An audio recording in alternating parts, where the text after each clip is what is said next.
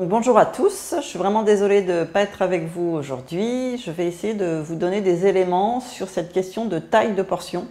Et notamment, on a travaillé sur cette question chez les enfants parce qu'on s'est rendu compte que c'est là que les changements sont les plus importants.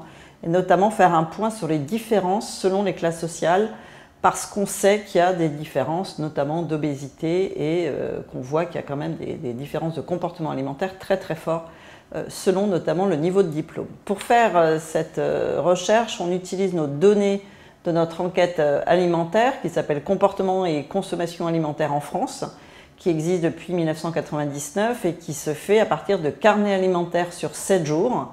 Depuis 1999, on a une enquête qui se fait tous les 3 ans. Donc là, je vous présente des chiffres de 2016 et de 2013. Donc c'est une enquête sur ce qui est ingéré et elle se fait à partir d'une enquête représentative. Là, les enfants, sur la dernière enquête, les 3-17 ans, étaient 1354 individus. Et une partie des enfants vont avoir rempli avec leurs parents soit sur Internet, soit ceux qui n'avaient pas de quoi le faire l'ont fait sur papier. Et dans la dernière enquête, on a eu la moitié des individus qui l'ont fait sur papier et la moitié sur un questionnaire online qui mesure les carnets alimentaires sur tout ce qu'on mange à domicile et hors domicile. Donc simplement ici un exemple du carnet online tel qu'il est utilisé aujourd'hui. On utilise pour avoir les portions des cahiers photos Suvimax qu'on a un petit peu modifiés en intégrant de nouveaux aliments. Donc voici ici des photos sur du taboulé au poulet. Et donc chaque individu, donc les mamans pour les enfants, ont noté quelle taille d'assiette. On peut avoir des tailles d'assiettes qui sont entre les deux. Et on a aussi le nombre de parts qui sont prises. Donc ce qu'on note, nous, comme portion, c'est ce qui est consommé à une occasion de consommation. Donc la portion, s'il y a 2 assiettes, c'est x2 la quantité de l'assiette et c'est la portion ingérée au même moment par l'enfant de 3 à 17 ans. Simplement, pourquoi travailler sur ces questions de portions, notamment parce qu'il y a un sujet sur l'obésité qui, dans nos enquêtes, n'augmente plus depuis une dizaine d'années chez les enfants, mais on a quand même cette question qui est toujours très très forte, qui est qu'on a un gradient toujours très important d'inégalité sociale sur le niveau d'obésité et notamment ici sur les différences selon le revenu du foyer. Chez les 3-14 ans, on a 14% d'enfants qui sont obèses dans les foyers où les revenus sont très très faibles contre seulement 3% pour les foyers où les revenus sont les plus élevés.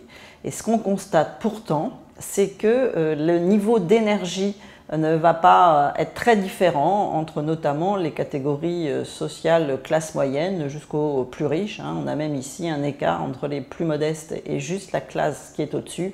Donc on n'a pas l'impression qu'il y ait de différence d'énergie ingérée. Donc la question qui est posée, c'est y a-t-il des différences de taille de portion selon les classes sociales et selon certains critères.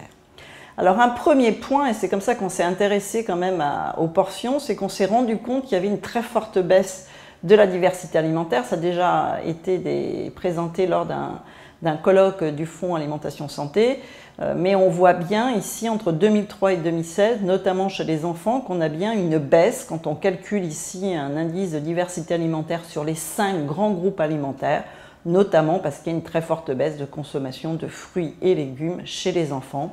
Et la question qui se pose, c'est puisqu'on mange moins d'aliments, c'est est-ce qu'on va augmenter, notamment dans les repas principaux, dîner, déjeuner, les portions? Parce qu'on sait par ailleurs que ce qui augmente, c'est quand même le nombre d'aliments consommés dans la journée, parce qu'il y a de plus en plus de snacking et d'encas. Donc la question, c'est dans les repas principaux, va-t-on consommer des portions plus importantes? Le calcul qui a été fait a été de faire un modèle d'analyse de la variance sur les tailles de portions. Donc c'est les grammes par acte, par jour ici qui sont présentés sur la nomenclature qu'on utilise depuis 1999, depuis la première enquête 1K sur 38 groupes.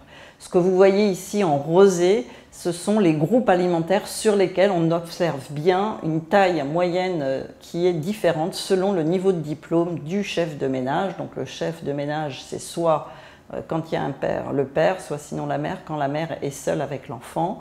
Et on voit qu'il y a tout un tas de produits. Donc sur 10 groupes sur 38, on a bien des différences qui vont être fortes entre les différents niveaux de diplôme du parent de l'enfant. Et on va avoir sur ces 10 groupes, 8 groupes pour lesquels c'est bien des quantités qui vont être consommées par acte plus importantes dans les milieux sociaux les plus défavorisés. Et là, je l'ai fait sur le niveau de diplôme.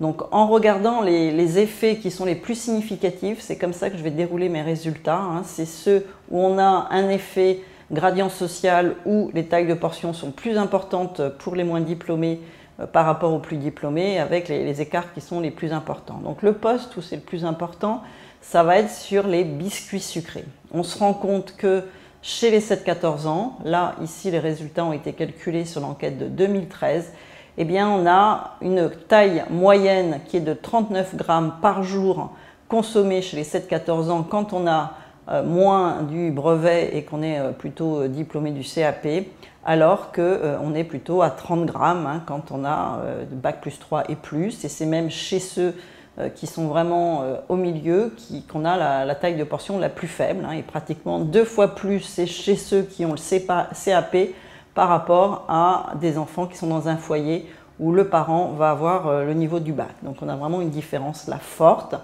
Et ça a déjà été étayé par des travaux, notamment de Nathalie Rigal, qui montrent que c'est souvent parce qu'on a un mode d'entourage qui est moins autoritaire et un peu plus démocratique et plutôt dans le laisser-aller qui fait que les enfants vont avoir des tailles de portions de ces produits-là plus importantes.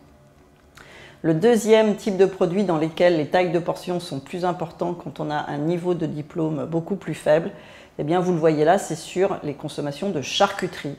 Pour les enfants qui vivent dans un foyer où le père ou la mère a aucun diplôme, on est à 74 grammes par jour alors qu'on est à 55 quand on a bac plus 2. Un autre élément, un autre produit sur lequel on a des tailles de portions qui vont être aussi très différentes, c'est sur les consommations de boissons, jus et nectar. Il n'y a pas de différence sur les sodas, mais sur les jus et nectar, on voit que les enfants qui sont dans des foyers où on a simplement le CAP, on est à 200 ml par jour contre 167 ml par jour quand on est un parent qui a au moins bac plus 3. En ce qui concerne les plats composés, donc ce qu'on appelle les plats composés, ce n'est pas des plats tout prêts, c'est les plats dans lesquels on mélange et des légumes ou des féculents avec de la viande. Donc ça peut être des salades composées, mais ça peut être aussi des plats type lasagne. Les produits les plus consommés, ce sont plutôt des lasagnes et des pâtes bolognaises dans nos carnets alimentaires. Et là, on voit aussi que sur ce plat-là, qui est au cœur du repas déjeuner-dîner, on est aussi à une consommation plus importante pour ceux qui n'ont que le CAP ou aucun diplôme, alors que chez les enfants qui vivent dans un foyer où le père ou la mère a au moins bac plus 3, on n'est qu'à 170 grammes par acte. Un autre produit sur lequel la quantité est plus forte, c'est le sandwich. Donc le sandwich, c'est vraiment le produit qui est de plus en plus consommé dans toute la population française en une quinzaine d'années. Eh bien, les sandwichs consommés par les 7-14 ans sont en quantité de l'ordre de 150 grammes à chaque fois, contre dans les foyers où on a très peu de diplômes, contre 115 dans les foyers où on a plus de diplômes. Donc là encore, un écart qui est important. L'écart que je commente ici, c'est l'estimateur de la taille de portion dans le modèle d'analyse de la variance. Donc ce n'est pas exactement la moyenne consommée.